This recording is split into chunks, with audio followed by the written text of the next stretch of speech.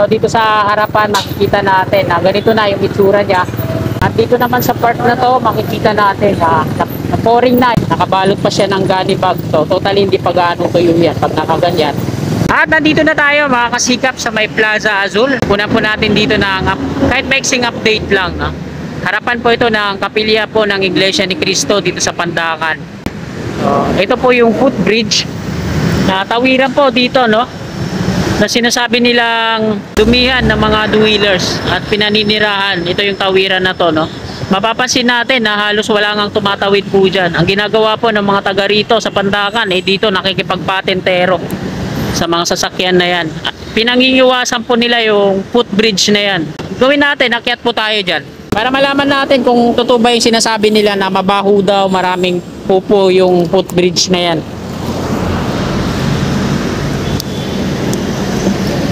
So nandito tayo mga kasikap sa may tawiran, no? Ito dito sa north. Ito naman dito sa south. Sabi nila, itong footbridge daw na to ay ginagawa lang dumihan, pinaninirahan ng mga dwellers. So malalaman natin yan ngayon. Ayan, ito, pupo. Baho. Dumidikit sa damit. So positive na mga kasikap yung sabi ng mga kababayan natin. Pinangingiwasan nilang daan na tong footbridge na to dahil sa daming basura ito. At ang baho po dito.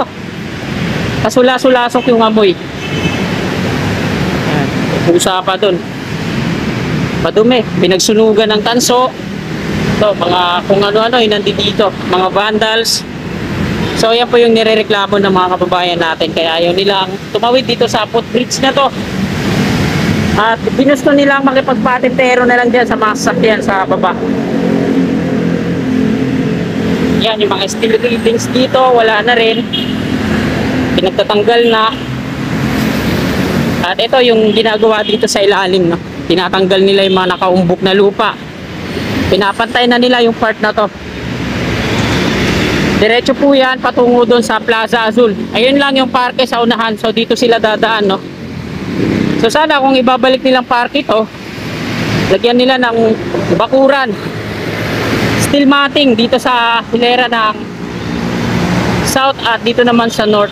Sinimulan ko to, walang naniniwala sa paligid ko. Ano? At mula dito sa Ramon Magsaysay Boulevard eastbound ay tunguhin naman natin ang Section 2A ng Skyway Stage 3 dito sa Paco Santa Mesa Road. Ito po yung Section 2A mula Tomas Claudio to PUP Santa Mesa dito sa may Maui OSS. At ito po yung kukunan natin ang update ngayong umagang ito.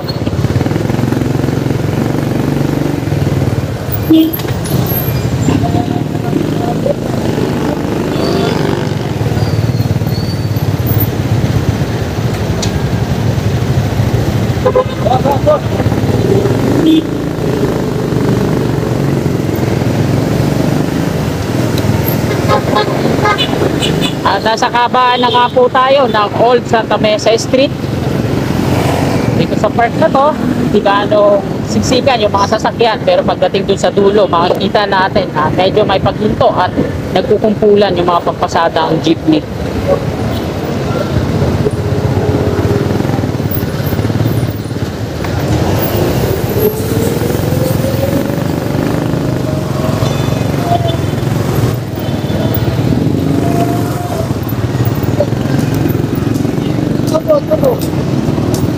Kaya po pala nagka-traffic dito mga sikap dahil mayroong ginagawang paglilinis ng DPWH dyan sa mga kanal.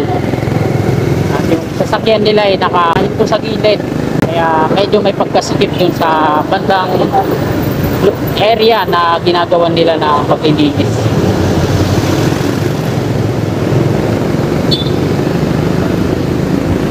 At nandito na po tayo sa Paco Santa Mesa Road. Kakanan na po tayo dito, no?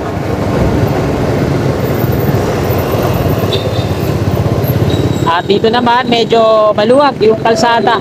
Konti-konti lang yung mga sasakyan na sinusundan natin na yung mismong dumadaan dito. At Nandito na tayo sa construction ng Section 2A dito sa Maymawe OSS. Ito yung boundary ng NS Connector at Skyway Stage 3, Section 2A. So dito sa harapan makikita natin na ganito na yung itsura niya. Nasa kanan na sila ng care column. Nilalagyan nila ng forma. Nasiksik na yung rebar cage. At dito naman sa part na to makikita natin na pouring na yung kabilang rebar cage niya.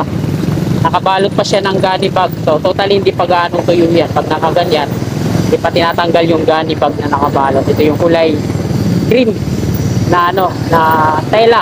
Dito naman sa pangatlong coffin bin, ayan na po yung itsura niya. Bali, naglalagay na sila ng pakonti-konting rebar cage. Binubuhay na nila. At dito naman sa dulo, ito yung lagay ngayon dito. Yung mga workers nila ay nandito sa tatayo nilang pier dyan sa may napapaikutan ng sheet pile. Ganun din dito sa pangalawa. Ayan yung bubuhin nila. Ang contractor muli na gumagawa po dito sa Section 2A, ito yung barracks nila. Dumduma Construction. Dito na po tayo sa Padre Jacinto Zamora Bridge. So doon po makakasikap sa NX Connector mula Espanya Boulevard patungong PUP Santa Mesa. Ang kontraktor po na naghahawak po doon ay CRBC o China Road and Bridge Corporation. Pagdating naman po dyan sa Maymawe OSS, patungo dito sa may Zamora Bridge hanggang dito sa Skyway Stage 3 makakasikap. Ang kontraktor po dyan ay Dumduma. So sa mga mahilig manaliksik, i-search po ninyo sa Google yung kontraktor Dumduma Construction.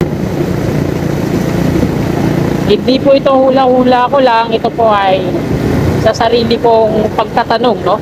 Then sa mismong nila, barracks. Nakausap ko yung nakaputi ng helmet.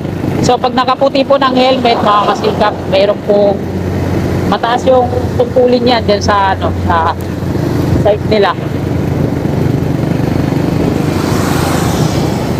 Pwedeng supervisor, engineer, or manager o basta nakaputi ng helmet.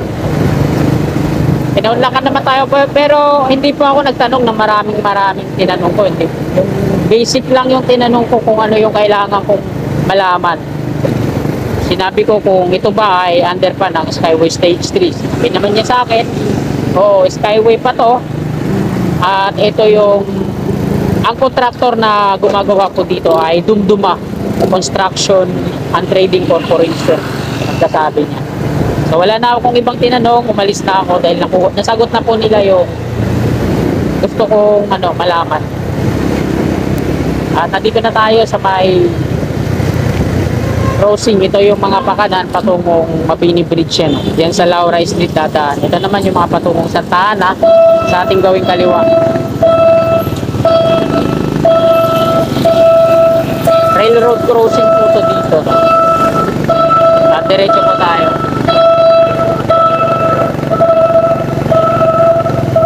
So dito sa part na to ba, yung NSCR na nalalapit na mag-closure DNR. Ulitin po mga kasikap, batay po ito sa vlog ni Sir Bayo Cyber. Ang plano po nila dito ay decommissioning to flyover sa ating gawing kaliwa sa Quirino at doon naman sa tawid nga sa on-ramp naman dito patungo south sa kay Padre Jacinto Zamora Bridge. Ayan po yun. Dahil dyan po dadaan yung elevated viaduct na NECR o North-South Commuters Railway Project. So tabayan na po natin yan mga kasikap dahil malaking project po yan, no?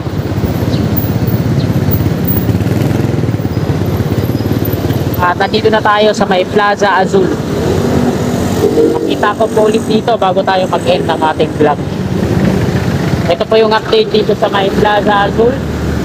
Wala pang paggalaw, no? Walang mga equipment o wala pa silang ginagawa dito kung ano yung balak. Kung ito ba ibabalik na gawing parke ulit or hayaan na lang na nakaganyan, nakatiwangwang. So, tabayanan natin dahil lagi ako dumadaan dito at matututukan po natin itong lugar na to. So na po nagtatapos tong vlog na to mga kasikap. Salamat po sa patuloy niyong suporta sa aking munting YouTube channel. At bago niyo po sana lisanin itong video na to, humingi po sana ako na pabor, sana palike po sa mga kasigap natin na naabot ng video na to na hindi pa po nakakapag-subscribe. At willing po kayo na sumuporta sa akin. Please subscribe at i-click nyo na rin po yung notification bell icon. Bell po natin para always updated po lagi tayo sa aking mga bago pang paparating na video. Maraming salamat mga kasigap. Lagi po tayo mag-iingat. God bless po sa ating lahat. You're my angel, angel baby, angel.